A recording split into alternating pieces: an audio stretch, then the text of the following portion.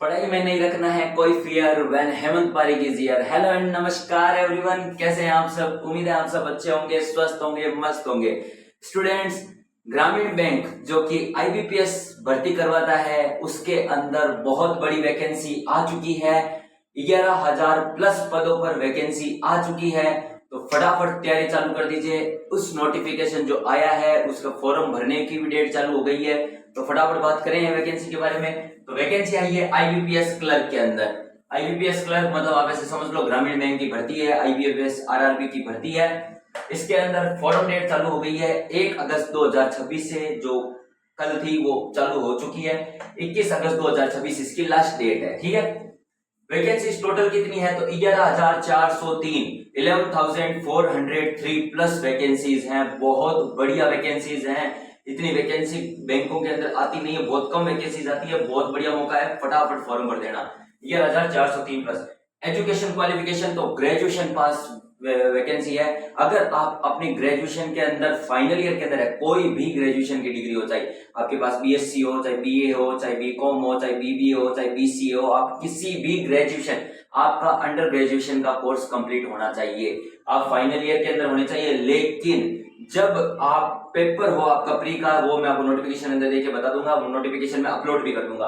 तो आपको उस दिन से पहले या तो पेपर के दिन, पेपर से मुझे लग रहा है प्री से पहले आपके एजुकेशन क्वालिफिकेशन कंप्लीट हो जानी चाहिए, ठीक है।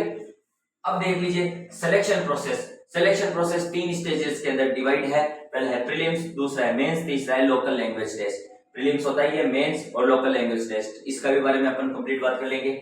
एग्जाम डेट सबसे ज्यादा स्टूडेंट्स के मन में आता है कि सर इसकी एग्जाम डेट कब होगी, मतलब हम एग्जाम डेट के अकॉर्डिंग तैयारी करें या नहीं करें। तो अकॉर्डिंग जो पिछले जो रेलवे मतलब जो बैंकों की भर्तियां हो रही है उसके अकॉर्डिंग अगर देखें तो प्री इनका अक्टूबर के अंदर डिसाइडेड है, वो इन्होंने नोटिफिकेशन के अंदर भी लिख रखा है।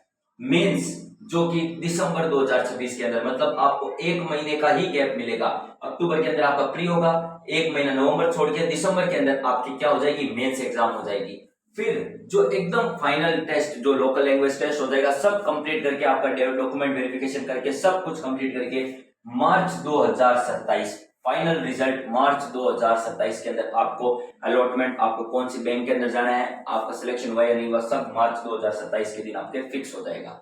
आया नहीं समझ में। अब आगे की डिटेल की बात करते हैं। अब बात आती है एज लिमिट की। तो एज लिमिट इसके अंदर होती है 18 से 28 साल, मतलब आपकी एज 18 से ज्यादा होनी चाहिए और 28 साल से कम, किसके अंदर, आईबीपीएस क्लर्क के अंदर, ठीक है।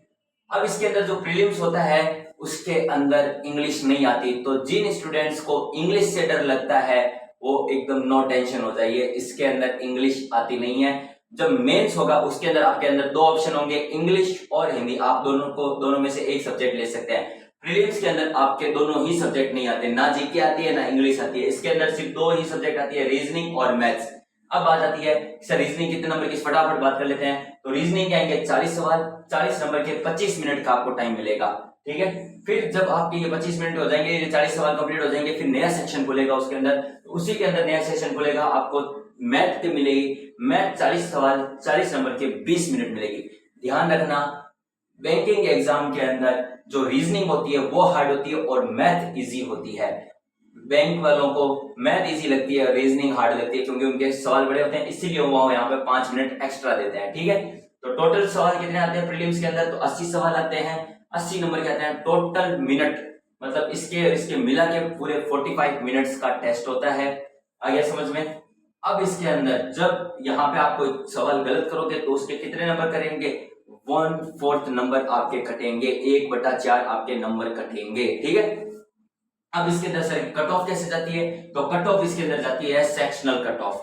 सेक्शनल कट ऑफ मतलब आपके इसके अंदर मैथ के अंदर इतने नंबर आने चाहिए, जी मतलब और रीजनिंग के अंदर इतने नंबर आने चाहिए, टोटल नंबर अगर आपके मिलेंगे, सेक्शनल कट ऑफ मतलब इसके पूरे पेपर से मिला के, तो 80 में से आपके अप्रोक्स दोनों सब्जेक्ट में मिलाकर 75 प्लस तो बनने ही चाहिए। क्यों बनने चाहिए, क्योंकि जो बैंकिंग की कट ऑफ होती है वो 70 नंबर से 70 नंबर से तो कभी कम जाती ही नहीं है, कभी भी प्रीलिम्स की कट ऑफ जाती नहीं है। आप किसी भी स्टेट का देख लीजिए, स्टेट वाइज निकलती है, राजस्थान की कुछ और निकलेगी, बिहार की कुछ और निकलेगी, तमिलनाडु की कुछ और निकलेगी, पौंडुचेरी की कुछ और, दिल्ली की कुछ और, सभी स्टेट सभी यूनियन टेरिटरी की अलग अलग कट ऑफ निकलती है। सभी जो कट ऑफ है वो अप्रोक्स 70 प्लस तो रहती ही है।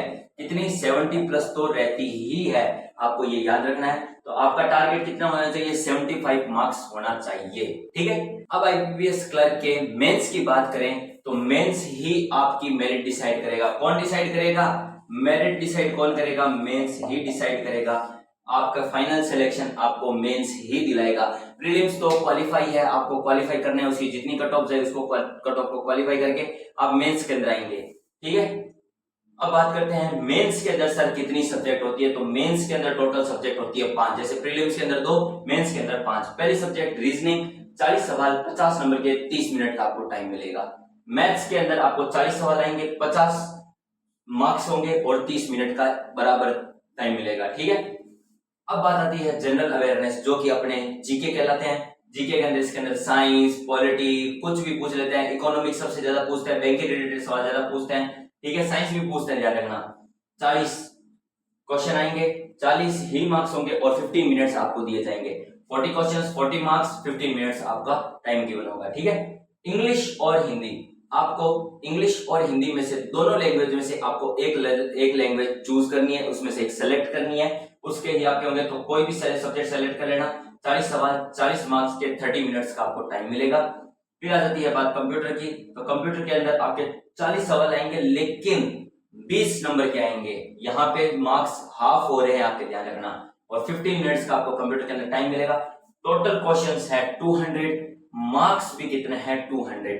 इसी 200 मार्क्स में से आपकी कट ऑफ डिसाइड होगी और ये कट ऑफ ही आपको फाइनल रिजल्ट में जुड़ेगी, ये ध्यान रखना। फाइनल रिजल्ट के अंदर 120 मिनट का आपको समय मिलता है, मतलब 2 घंटे का आपको पूरा समय मिलता है। मेंस एग्जाम के अंदर आपको 2 घंटे का कोई बीच के अंदर गैप नहीं होता, लगातार चलता रहता है। 2 घंटे के अंदर आपका एग्जाम पूरा कंप्लीट होगा। जब मेंस की आप कट ऑफ क्वालिफाई कर लेते हैं तो आप एक खुद को एश्योर मान लीजिए कि आप फाइनल रिजल्ट की कट ऑफ पार करते आपका सिलेक्शन फाइनल हो चुका है। वैसे कैसे माने सर? क्योंकि आपने एक थर्ड टेस्ट प्रोफिशिएंसी लैंग्वेज, जो लोकल लैंग्वेज टेस्ट है, तो वो कुछ नहीं है। अगर आप राजस्थान, उत्तर प्रदेश, बिहार इस साइड में आप रहते हो तो आपको हिंदी लैंग्वेज आनी चाहिए। पंजाब साइड में रहते हो तो आपको पंजाबी लैंग्वेज मतलब आनी चाहिए। जिस स्टेट के अंदर आपको सिलेक्शन हो, जिस स्टेट से आपने फॉर्म भरा हो, जैसे कर्नाटक साइड में तो कन्नड़ भाषा आपको आनी चाहिए, केरल में जाएंगे तो मलयालम, तमिलनाडु में जाएंगे तो आपको तमिल भाषा आनी चाहिए। वैसे ही तेलंगाना साइड में जाएंगे तो तेलुगु, उड़ीसा के जाएंगे तो उड़िया भाषा। वैसे आपको हर स्टेट, जो भी आपने फॉर्म भरा है जिस स्टेट से, आपको फॉर्म के अंदर स्टेट सेलेक्ट करना होता है। तो आप जिस स्टेट की कट ऑफ क्वालिफाई करेंगे तो आप उस स्टेट की आपको लैंग्वेज के अंदर प्रोफिशिएंसी, मतलब आपको बोलनी भी आनी चाहिए और लिखनी भी आनी चाहिए। उसके कोई नंबर नहीं जुड़ते, बस वो आपकी नॉलेज टेस्ट करने के लिए आपको, मतलब लोकल लैंग्वेज के अंदर जो आपके पास लोग आएंगे वो लोकल लैंग्वेज के अंदर ही बात करेंगे, तो आपको उस लोकल लैंग्वेज के अंदर बात करनी आनी चाहिए, ठीक है। तो आ गया समझ में? तो अगर वीडियो पसंद आया है तो लाइक, शेयर, सब्सक्राइब जरूर कर देना। अपने टेलीग्राम चैनल और व्हाट्सएप चैनल सब पर जाकर जुड़ देना। हेमंत पारीक 28 नाम से है, वहां पे आपको सारी फर्दर अपडेट्स मिलती जाएगी। मैंने सोचा कि आईबीपीएस क्लर्क की बढ़िया वैकेंसी आई है तो मेरे स्टूडेंट्स को बता देनी चाहिए। तो मिलते हैं नेक्स्ट वीडियो के अंदर, तब तक के लिए जय हिंद, जय भारत।